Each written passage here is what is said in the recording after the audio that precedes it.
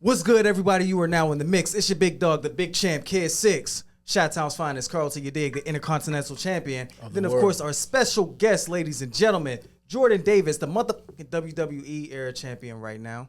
Ladies and gentlemen, the champ is here. The champ is here. All right? Need y'all to understand that. So this is episode 2. Appreciate you guys getting in the mix with us. Thank you for joining us. Now, before we get into anything, y'all, as you can see, we are all rocking the belts right now. Authentic. Real authentic demonstrations. I don't think y'all ever seen 3 black men rocking championship belts in one setting in You hear WWE history. All right? You hear that? It's Knock the on old that- school. knock on that phone so they know it's real. This the old school joint right here. man. All right, the old school belt. Need y'all to understand that. Stone Cold held this. HBK, The Rock. See, come on, man.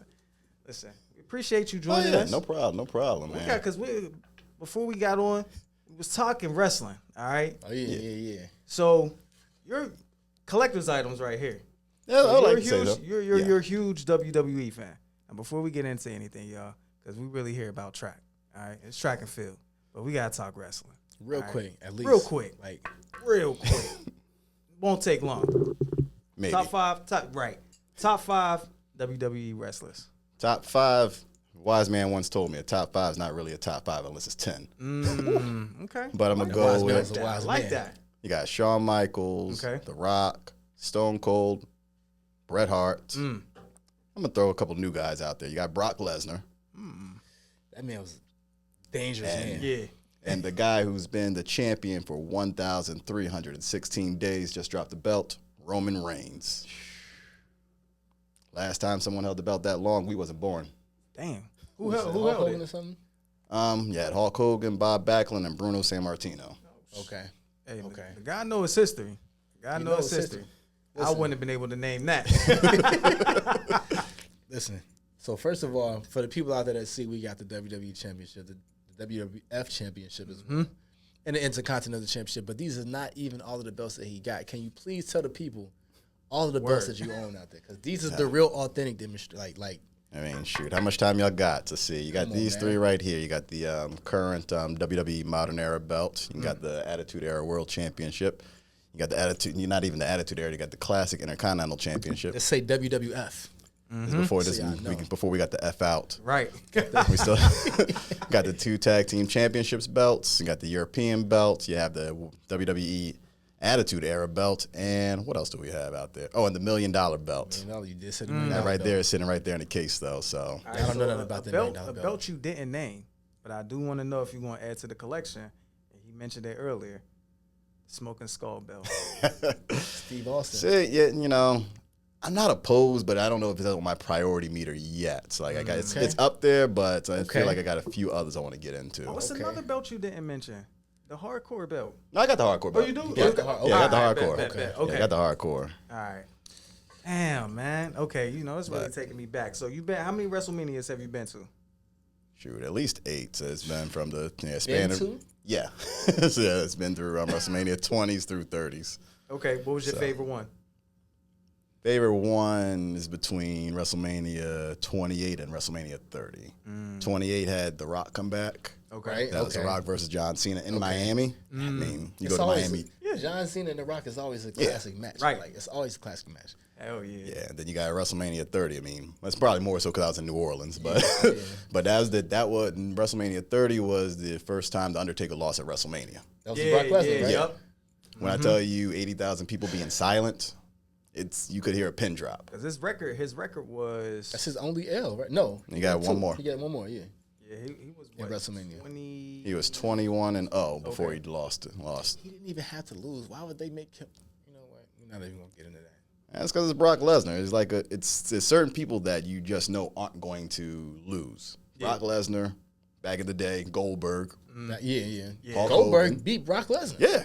Easily. So, yeah, certain people are just built up as superhumans, and we started seeing the Undertaker age, and so didn't dislike it, but I'll say it added to his career a little bit.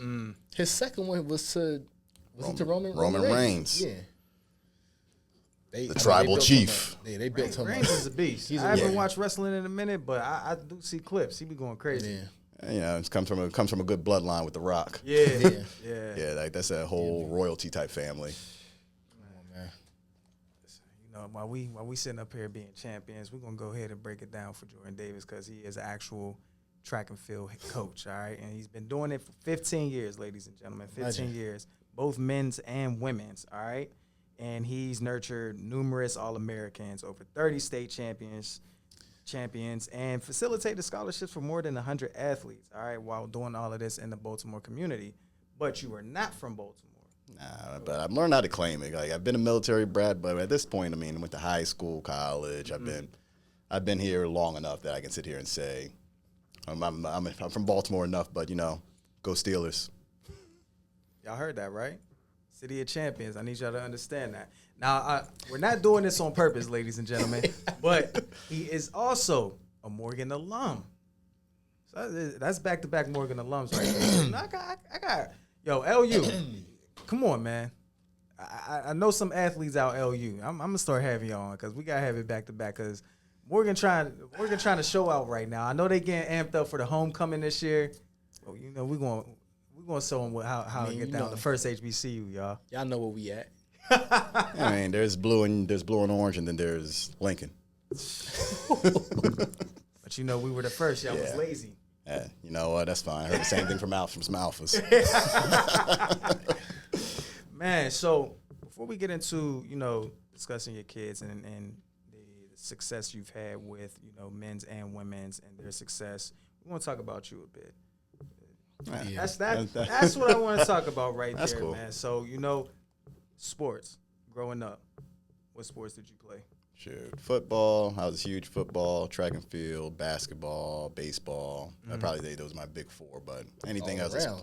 but anything that was a sport, I was playing it. And of course, High school, what did you, like, dedicate your time to? Football, track. I also wrestled, ironically, like 1 year, and I mean, you got the belt. yeah, Right. You got the belt. yeah. The only difference was I like to eat, so I was like, you know, I'm gonna cut that out. Right. But football and track and field, played defense, cornerback, and then everything in track. So Okay. That's funny because I did football in high school. I was tired of baseball.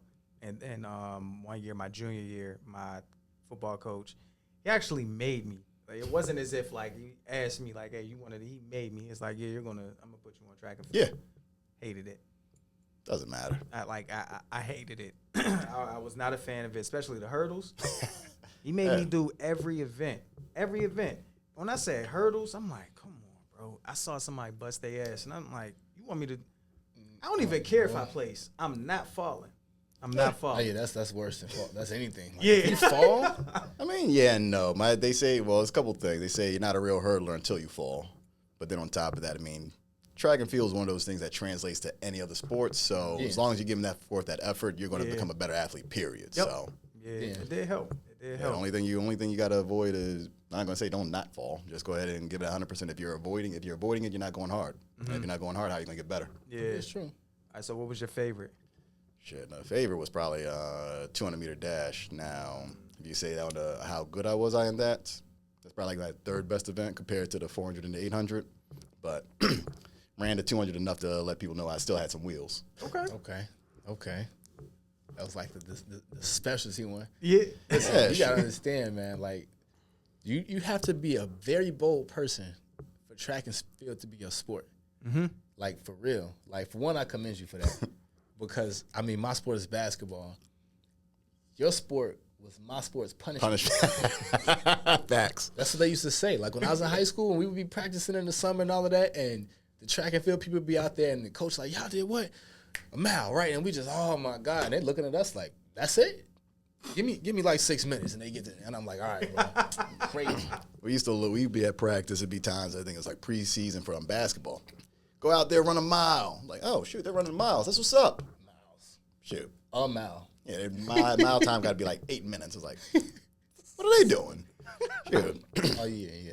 That's Meanwhile, we got a mile warm-up, half-mile cool-down. Workout's probably like a mile and a half worth of reps and stuff like that. But ultimately, like, the thing is, like, what I've learned is you have respect for other sports because there's always a skill set that takes you to that next level regardless. Right. Yeah. Like if I took a basketball more, it'd probably make me a better long jumper or high jumper when it comes to track and field. Or if I'm better in track and field and it takes me over to football now, guess what? I'm running 4.2, 4.3 in the 40. So as long as you have a respect across the board, That's something I've had to learn to do rather than just look like, oh, what are these niggas doing? Yeah. So with that being the case, Pardon me. Nah, you good. You good. out of your big four, and I guess take track out of that. Out of the other three left in your big four, which one of those sports would you say like track translated the best to? It's a good Did one. it help you be a better basketball player or football player? Which one like the most? That's a good one. I'd probably say to make you a better athlete.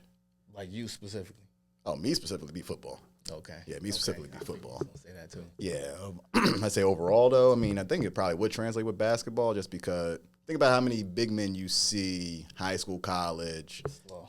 Yeah, but sure, you had an old boy from North Carolina, NC State, that played in the NCAA tournament this year. DJ Burns, 6'7", 6'8", 300 pounds. Right. Just the football guy, or my fault, he was a track and field guy that translated to basketball. And I was like, okay, he can play basketball, but is that really going to translate to the league? Yeah, yeah. It's another story. Yeah. Yeah. Definitely is. I mean, what did you run in the 40? What was that? Shoot, my best was 4.38 FAT electronic. All right. So okay. that was 20 years old. Yeah, 1920. That was Better than Tom Brady. Right. Shoot. Damn. So did you earn a scholarship at Yeah. Morgan? No, I actually earned a scholarship at Bowie State and then transferred over to Morgan State. So Okay. yeah, went to Bowie State, kind of paying homage to my dad who had went there, played quarterback, ran track out there. Probably realized you made a mistake and should go to Morgan. Shout out to Bowie though. I love Bowie. Bowie's the reason why the ones who probably watching this know my nickname underneath J.O. versus being at Morgan and being ESPN. So Bowie is its own own entity. On. First of all, you're not finna just skip over them nicknames Right. without explaining the nicknames. That's a hell of a nickname. Right. Both of those, like, how did you get the Bowie nickname? How did you get the Morgan nickname? Shoot, let's see. If this kid censored J.O., I can sit here and say, man, I don't know, maybe I do know, but I'm not going to say it out loud. Okay. But it was, but definitely years. more so, I'll put myself out there a little bit more, jump out there somewhat. I mean, don't bite my tongue. Honestly, very competitive. Shoot, it's a funny story. Most people who went to Bowie during that time probably had no problem taking football players' money just thinking that they were faster than me. Oh yeah. So I would have been making bank on that. Hell What? yeah. it was one time, right I think it was now. like spring semester. And this dude that was going fresh off the combine, I think like 4th, 5th round pick. That was the same year they had Isaac Redmond out there and a few others. Lined up, we were like right in front of Holmes Hall. 11 p.m. Matter of fact, dude, Should I that race to the bridge or something? Yeah. Across the bridge? Yeah. I Yeah, said sure. it was a bridge across the It was over. It was over after like 40 meters. It was over after 40 meters. Like, He basically just said it was no need to race that far. Yeah, It was like- already over. you talk about a race, turned back around, wave, and all those things. It was. Hey, yo. It would have been a viral moment before cameras had cell phones. Damn. That was the camcorder era. If I could find that Backpedaling VHS, Right. literally, Oh, my literally, God. yeah, that Damn, was. that's great. And they went to the league, and I'm just coaching, so humble enough to lick their wounds, I guess. Hey, listen, man. I mean, you had that opportunity though, and I see you kept it like HBCU based. So Yeah. is that something that you've always wanted to do? It's something that unintentionally, I think, I've been even instilled in my kids. Like I've this past senior year, I had about 6 kids that went on scholarships. A few of them had looks. We didn't talk about Virginia Tech, University of Texas, Georgia, South Carolina, but they consciously made an effort. Ohio State, they consciously made an effort of wanting to go to HBCU. So That's love. A&T, Morgan, Alabama A&M. Shoot, matter of fact, yeah, I got a couple going to Lincoln also. So Shout out to the You're first. welcome. They know what's up. They know what's up. yeah, Lincoln holds it down, especially on the track side of Yeah, things. yeah. like, They've always held it down in that sport too. yeah, shoot. Shout out to Coach White. Go ahead and repost this on your Lincoln website too. Get you some extra recruits. There you go, right there, Come man. on, man. But yeah, no, it's definitely one of those things that I think it's more so just familiarity with just the environment within Baltimore. Where one, I think my big thing is trying to create some level of exposure because a lot of Baltimore athletes really are unfortunately only used to just their Baltimore environment unless their program is getting them out there. That is true. So my goal has always been just exposing them to like just just getting out of Baltimore, period. And once they actually get out of there and recognize, oh, there's other HBCUs outside of just the Morgan up the street. You can go to Bowie, you can go to A&T, you can go to Lincoln, you can go to B State, you can go to B Union. That is true. It opens them up to a whole new world where before it was just like, oh, I'm trying to go to University of Florida, great school and all those things, but you only have a finite amount of time where you're really the majority in a setting, and I think they've really claimed, like, taken to that just based off, probably just training and environment and those things. So it's not necessarily a direct thing, but I'd say it's a testament to their pride in themselves. So I guess it's probably testing them in me. I'm trying to instill them having some pride in themselves as well. So. Okay. So with that, like, do you feel as though, because I mean, of course, Olympics are going on right now. I know you've been into it. Yes. Before we came in here, it was something that dropped on Netflix as well. Yep, Sprint. Yeah. So you're really into that. Do you sometimes sit down and think, like, if I would have, and not to say that you probably weren't training as hard, but if you would have trained hard enough that you could have participated in the Olympics? Olympics, no, because I'm American.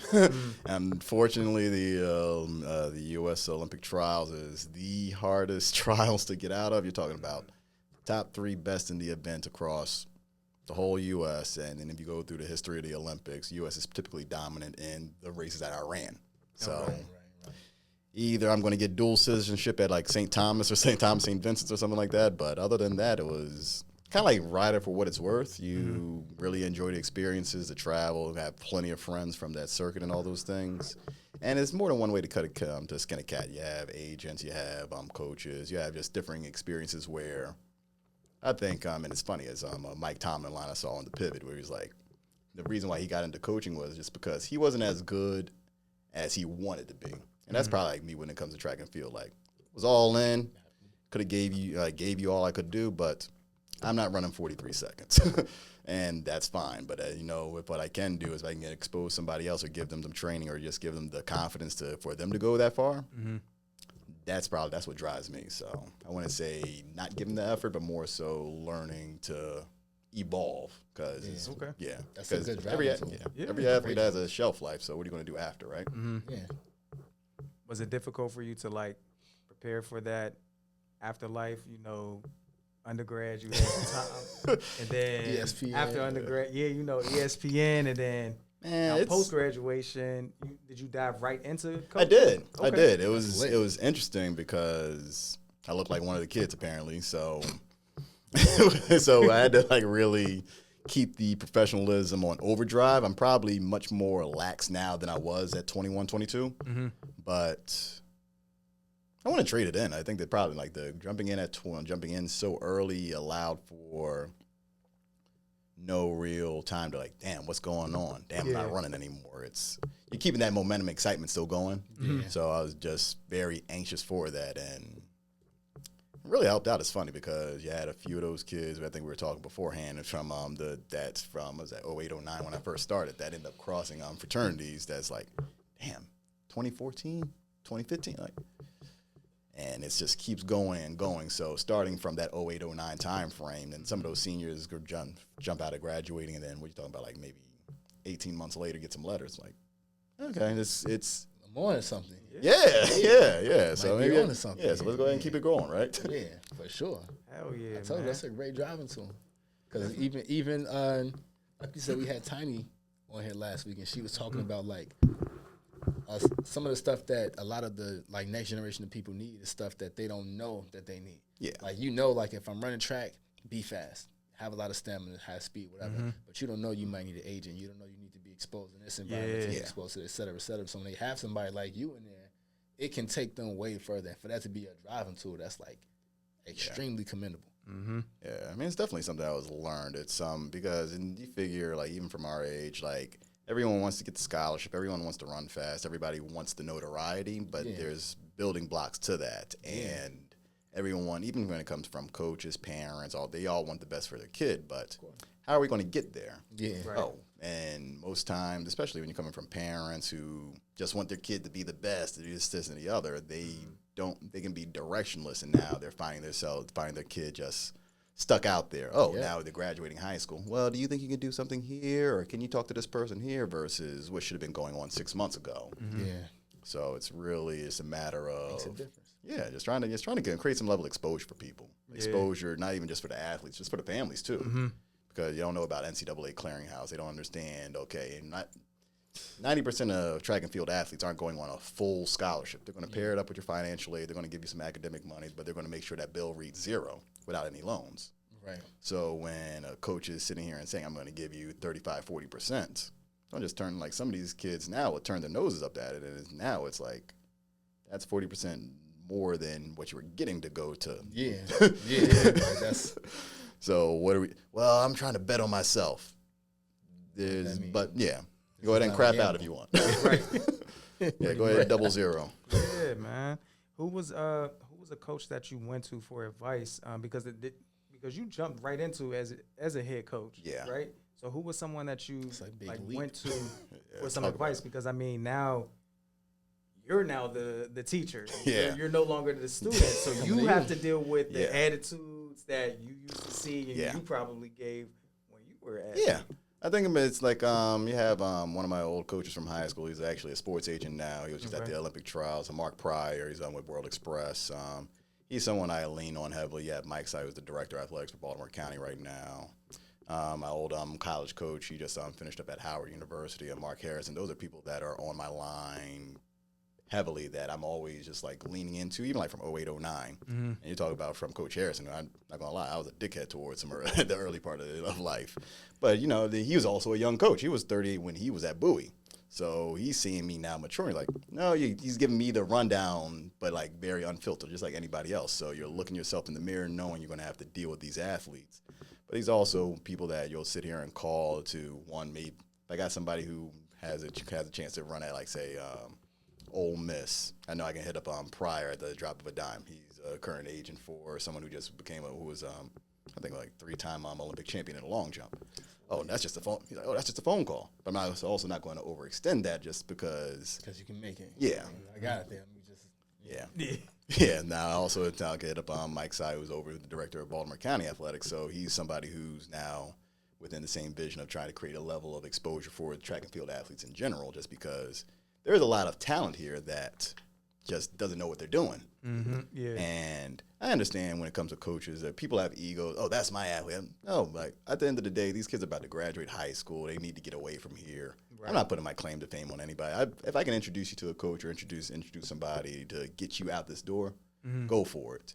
But it took those coaches to tell me to remove the ego from it.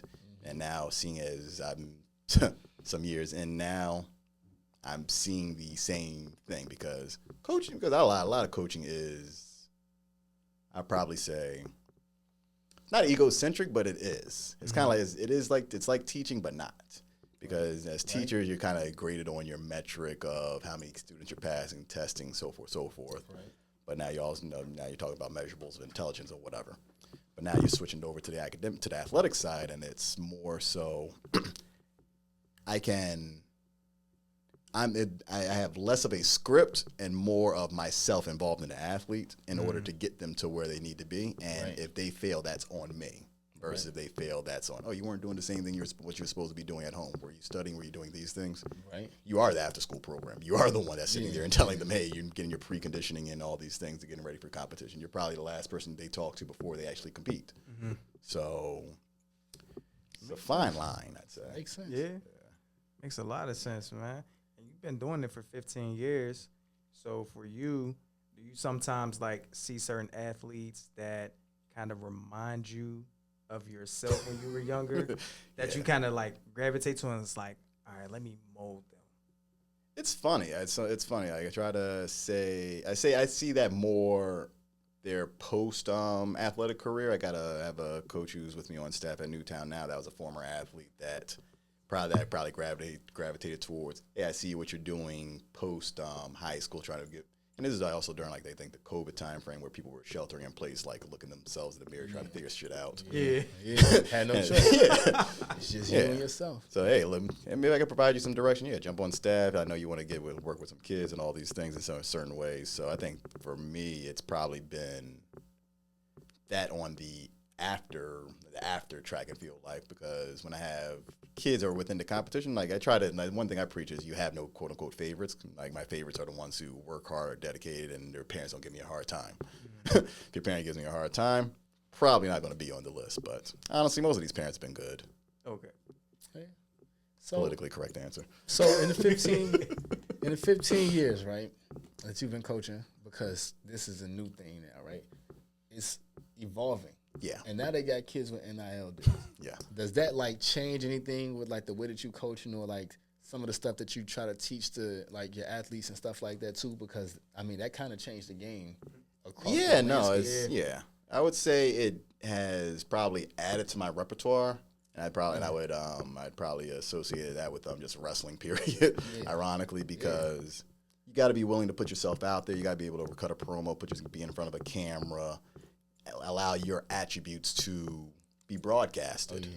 And I'm usually a low-key person. Hey, do what you got to do, stack your bricks. Like, you'll get, the notoriety happens after you win. You know, it's fun when they put the camera on you after your gold medal. But you know what? Right. It's fine. And, like, understanding it's fine to build up some level of anticipation, because all anticipation is having confidence in what you did prior to get to that point. If there's so if there's anything shaky at that, I mean, it's probably helped me to be, I'm not going to say more boisterous, but I'll say I'll come to attract me with a wrestling belt on. You know that we're there to handle business. Right? Yeah.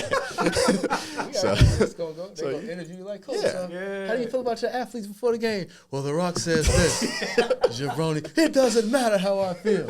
Literally, it's funny. I had a athlete. She had won Prep Player of the Week with Fox 45. They did their thing, doing all the interviewing, all those things. Like, hey, is something you want to say? And go ahead and cut like a 3-minute promo and show respect to everybody else, but talk about being the best in the business, best in Baltimore, running fast, dropping times. And, anything you see in wrestling, like, it's not anything that you really can say wrong without putting the middle finger up or, like, not showing respect. Right. But it's okay to be proud of yourself. Oh, hell yeah. It's cool to be proud of yourself without having to sit here and down the other person. Mm-hmm. And that's probably where I probably turned the corner with, like, it's okay to feel good about yourself and show and be prideful. Now, it's probably gone a little bit too far. No, I'm not going to say too far. Because you got some of these kids now that every race, okay, I got to get the camera out. I want them to view my race. Or they'll. You're trying to do too much versus there's still a professionalism and there's still a responsibility when it comes to trying to earn these NIL deals and all those things. Mm-hmm. I'm not going to just give you your money if you're just acting like a dickhead and just up and showing up your opponents. Yeah. Versus you want your talent to speak for itself. You want your personality to speak for itself. Those are things that probably I've started emphasizing more when it comes to just the coaching aspect, because every workout, every program is individualized and specific to that kid or those specific athletes. So you got to also work within your personality. I don't want you doing this if you're just a quiet person or hey, I'm in my shell. It's not suitable. Yeah. But you know what? It's okay to be comfortable in front of the camera and say, hey, this is what I did. I can endorse. What's the new thing now? The bottle sucks too. It's the fake Gatorades. I know what you're talking about. It's killing me too. I can't remember the name of it either, because it was a new thing when I seen it. We work with students and they go crazy over it. So I can't think of the name of it. It's killing me now. Like, yeah.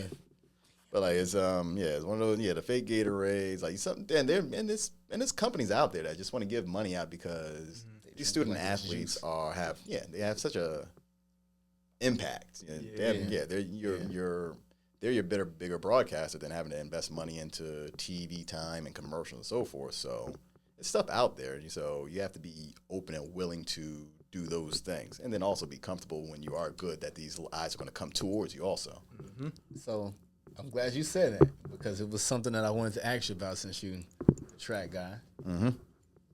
Sha'Carri. That's my girl. Yeah, I'm about to say she's a beast. Sha'Carri's my girl. And I feel like she's like a poster child now for like that image thing. Like, we know she came in and people was really happy for it, and some stuff happened and people was talking crazy about it. She kind of got right back in the face. Yeah. But like that, I know, like how did you feel about like that whole thing with her, or just her in general? I know you said that Sha'Carri's cool. She didn't like the whole thing in general. I mean, smoking weed, all that stuff, and getting blocked off. It is what it is. Like, I think the thing is it was a matter of just.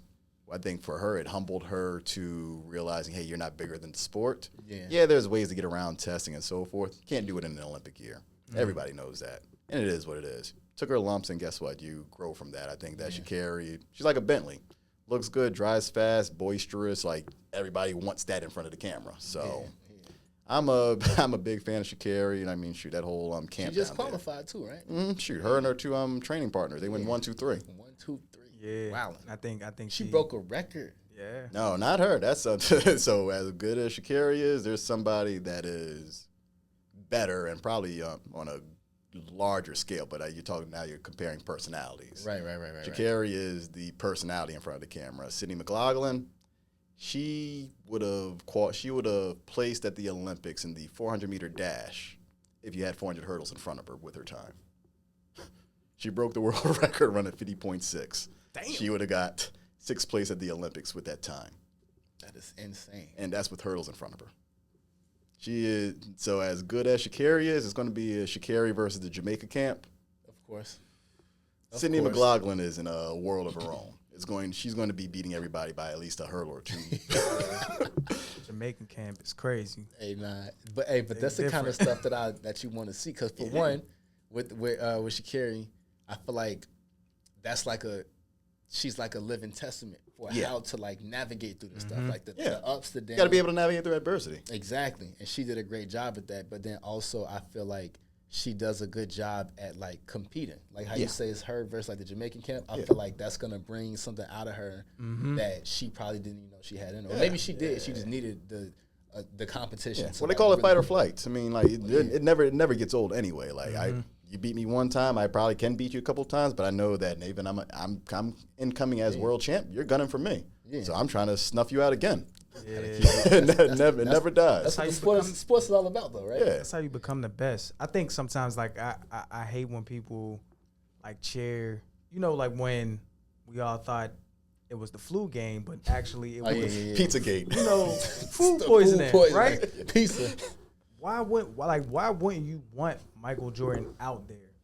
Yeah. He's the greatest of all time. Why wouldn't you want the GOAT out there so you can say, I beat MJ in the finals? That's how bad people suck at taking a loss. Like that, I'd rather you have all your good players. That's why I kind of look at, like, you know, the Ravens and Steelers rivalry, right? Yeah. I always want both sides healthy. Yes.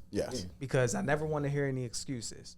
Oh, now, granted, but Lamar wasn't out there. And granted, it's always going to be next man up. But I'd rather your healthy players against our healthy players because there's no excuse. Yeah. Next man up is the next man up for a reason. Right. You're not the first man up. Facts. You know what I'm saying? For a reason. Yeah, like I enjoy beating Lamar Jackson when the Steelers play. I'd rather not have to beat RG3. But you know what? A win's a win. Yeah. I told him that last year, too, because y'all beat Baltimore twice. Yeah. And the first time when y'all played them, was somebody out?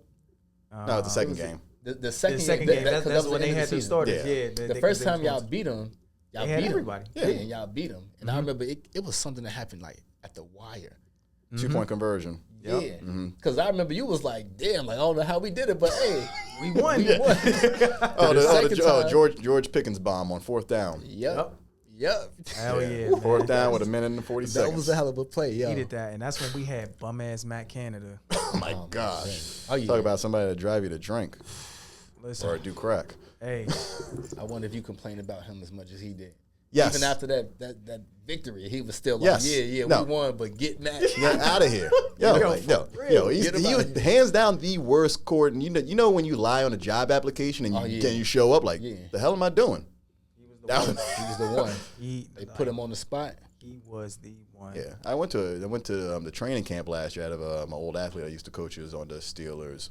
So it actually a great ass time. Had like all the access passes and stuff, shit like that. Dope. Okay. Ask me how many times I saw Matt Canada on the field. Oh my God! Please don't say like 0. I knew you was gonna say 0. 0. I knew it. It was the run. Everybody that replaced him when he got fired was on the field. Matt Canada was nowhere to be found. Of course, he probably was in Canada. Dumbass, man. I couldn't stand it. You talking? Yeah, my man can fuck up a wet dream. Yo. Sorry, you said it is not kid friendly. You good, man. You good. Oh man. I didn't know if you was about to say anything. Oh yeah. I got one more track question because somebody wanted me to ask this question. It's track related, and I feel like it's a good question to ask because I feel like when it comes to track and field, a lot of people think it's always about speed, and some people think it's about endurance. which, like, I guess like you said, a 400. That's more about like you got to be able to run it fast, but you need a lot of endurance too. You need to, so you're trying to, so the question is it specifically like for the 400? Pretty much like some people, if you are more about speed, what would you tell them to run? But if they more like, I could run at a decent speed for a long time, like what would you tell them? Well, you got to evaluate the athlete, I'd say, because right. You got some people who would say they're purely a 100-meter runner. Right. And here's the thing. And you get out, and then people will say they're purely a 100-meter runner. Only people who are purely 100-meter runners are professionals. Outside of that you're a sprinter. 100, 200, 400. Thank you. Anything with dash behind it, you're running. I don't care if you think that you're a 100 runner. The fastest man in the world runs 400 meters. Also 200 meters, also 100 meters. Usain Bolt ran 44 seconds as a 16-year-old. He ran 19 seconds as a 17-year-old. He's the world record holder in the 100 and 200. Noah Lyles he just was ran. Like sub 10. My man ran. He initially was a 200, 400 runner until 2004. Right. And then he ran 9.9, then it went 9.7, 9.6, 9.5. See? That's when he started becoming famous like that, because they was like, how's he running sub 10 it was for the 100, right? Yeah. That's what I was running in high school. He would run like a 9.7. Yeah, shoot. I need to get you on contract. Yo, but he was running that, and then he would end the race, and they were like, "Yo, did you run as fast as you could?" And he was like, "Nah, I could have ran faster." Yeah, he didn't. And so it's funny. So to the speed versus endurance thing, I'd probably say the biggest thing is flexibility and mobility, because he's Usain Bolt 6'5", 6'6". But wasn't utilizing his whole form until he actually incorporated more hurdle mobility training, running more on the grasses. Even though he's still doing some 100-meter block work, the only thing that you're still limited until you can actually run within your whole body. So you can be 6'6", but if you run like you're 5'10", it's going to take you 38 steps to run 100 meters versus when you're running 6'6", and it only takes 18 steps. And that's yeah. Yeah. So you have Usain Bolt's world record, 9.58. And then you see the whole pack behind him. That is about 13 steps difference. And all that is between in the middle of the race. They're all lined up equally. Yeah. But if I'm just taller than you and I actually elongate my stride, it doesn't matter how fast I am. I'm strong enough, I'm flexible enough, and I got the mobility enough. That's like how dude won the Olympics in 2020, Marcel Jacobs from Italy. A man's just powerful, doesn't have too much turnover, but dude 6'3". Dude 6'3", 210. Helps. He like a freaking locomotive. Nah, seriously, man. Who would you say are your favorite, track athletes, men's and women's? And it could be any era. Yeah. Shoot, any era. See, well, we'll go. I'm gonna work backwards. I'm gonna go modern, then I'm gonna go my time, then I'll go 90s, and then. So we'll go. Right now it's Sydney McLaughlin. His history. Okay. It's Sydney McLaughlin and Sha'Carri. Yeah, I told you the ESPN is true. Then you got the 2010s. That's the Allison Felix and Sonya Richards era. I love them. Like, I mean, we're all the same age. I used to hang out with them just before they got faster. Like we would go to we'd be at Arcadia. Like they used to hang out and shit. Yeah, we hang out. Fastest people you ever seen. It's the track world is very small. It's big but small. If you're like I tell the kids all the time, if you're good, and the good recognizes good. Right. So when you're at the same meets and you start recognizing the same people often, oh shoot, hey, that's out. Me and Allison Felix ate dinner ate food at Denny's at Penn Relays. This is back when I was 17, 18, and she wanted to be like a elementary school teacher. So what she's doing now is falling right on par with what she after retirement. Because she actually had a plan. Sonya Richards. Now that's a funny story with a couple of my track friends. We were at Texas Relays. This was Sonya Richards Ross and Aaron Ross's party down 6th Street in Austin, Texas.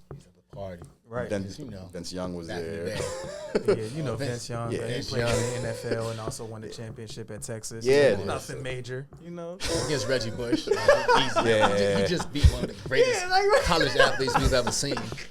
Yeah, I'm like the Jerry Maguire. Like everybody's just standing out and that's my arm right there.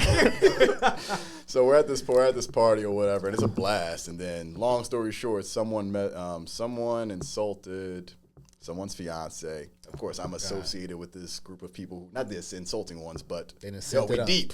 So now I didn't, we're like, we? All right, cool. I mean, Okay. it was guess. 8 of us. Now it's 14. All right, great. What I didn't realize was, well, again, aside from being in Texas, like the 8, we would have snuffed them out. But then you got the cops, and I call them palm sides. So the first thing they're doing is just macing the fuck out of us in the club. Of course. Get out the club. Now you got the Billy clubs coming out. Damn. This is when I had the Nokia phone, so my Nokia got knocked out of my hand. Oh shit. Not the Nokia. I grab my Nokia, get extra, and get some more mace in the eyes. I'm like, what the hell? Come on. Anyway, I'm getting off topic, but that's Allison. Yeah, Allison Felix, Sonya Richards. But if you don't talk about the dudes, Maurice Green was my guy. Well, Mo Green as Mo Green, Michael Johnson. Shoot, Heard about Michael Johnson. And Michael Johnson. Yeah, Noah Lyles just broke his record in the 200. Then you got you got my guy. I'm not gonna say his nickname, but LaShawn Merritt was cool. LaShawn Merritt and Darrell Williamson. But then What's his nickname? Right. Now I'm intrigued. Nah, Nigga, what's up, man? You LaShawn- can't laugh and then be like, nah, I ain't gonna say his nickname. LaShawn Drug Money Merritt. Hey. Man. Oh, man. Chop you up and stuff you in a mattress like drug money. Hey, yo. And then my greats, so you got Flojo. Yeah, Flojo's my great for the women's, and then on the guys, I'm probably still a Michael Johnson, Usain Bolt guy. Okay. That's a good list right there. Yeah, but yeah, Drug Money Merritt, that's my guy. That's hilarious, man. So with your kids, like, what advice do you give them? Because like I said, you know, you've been doing this for 15 years, and they come in and then they go out, go to college, get into the real world. Like, what's the biggest advice that you always give them? Biggest advice I always give them, and track and field is a transparent sport. What you get in is what you put out. So, and that just translates to life. Like, same thing. What you get in is what you put out. I'm not dealing with the student athlete with the 1.8, 2.0 GPA that's barely graduating. You want to sit here and be a better man, better woman once you get out of these doors. I'm going to push you to those things. You also got to be willing to hold yourself accountable to the standard that you are putting yourself to. So don't sit here and just talk all that shit just to say, hey, we're good to go, da-da-da. And then when it's time, I'm not sure. Like, no, you look yourself in the mirror. So, and this is something you got to do consistently. You got to stack bricks. It's never going to be a quick turnaround thing. You got to be willing to stack bricks. You got to be willing to look yourself in the mirror and accept the results. Yeah, I didn't run as fast as I did. I didn't do as good as I did on this test. Oh, I wanted to go out for this job. Okay, did you prep well enough? What were all these things like? And those are things that start on the track. How's your warm up? How did you stretch? How are those things? Now, in school, hey, are you studying? Are you going to coach class? Are you getting your homework done? Oh, you got a job interview. Okay, what's the commute like? Do you know what the job's about? Do you even know what the position's about? These are all things that you got to go the extra step further. And you can't just sit here and say, oh, I didn't know, or oh, coach didn't tell me to. Am I going to tell you to wash your hands after you use the bathroom? Right. Right. Literally. That's a great point. That's a great point. You got to be willing to you just got to be willing to look in the mirror and accept what you did and did not do. And from there, grow and be better. Because my saying is always, if you're not winning, you're learning. It's not wins and losses. You're either learning how to not lose anymore, or you're just winning and you're understanding how to get better. Okay. How can parents or even, like students out there, folks who are really wanting to perfect their craft in the track and field and build their speed or whatever, reach out to you and get in contact with you for that type of training? Oh, man, shoot. You can find out. You can message me on, I guess I can say my Instagram, which is Coach_Davis1007. I'm pretty sure I answer all questions. Might not be in your timely manner, but I will answer. But you're going to get it. Yeah, I'm going to get it there. And I mean, like I said, like especially with Baltimore student athletes in general, like I'll make sure I go out of my way to connect in some way. If it's not me, it's somebody I know, Baltimore City, Baltimore County, West Baltimore, East Baltimore, or anything else. And then if you're talking about just strictly training-wise, I'm very accessible. Find me on Instagram. I will send a message back or email me, jrdavis1007@gmail.com, and I'll probably talk a lot more than I did out here on here. But I'm going to make sure you leave me and you become a lot better. That's just a proven track record. I've learned to this point now that I'm always evolving, but I'm not going to compromise my training because it makes you uncomfortable. So if you're willing to put the work in, if you're willing to trust in me and trust the process, we're going to have fun. So holler at me on Instagram. Man gets email, results. He gets and results. shoot, once this is broadcasted, you can just put it underneath the comments, and I'll go scroll through there, and I'll find you. There you have it, ladies and gentlemen, man. Listen, this was episode 2, y'all. But before we close out, man, so we are in the month of July. I don't know what it is, but this year is flying. The year is flying by. Halfway over. It's crazy, but Second half.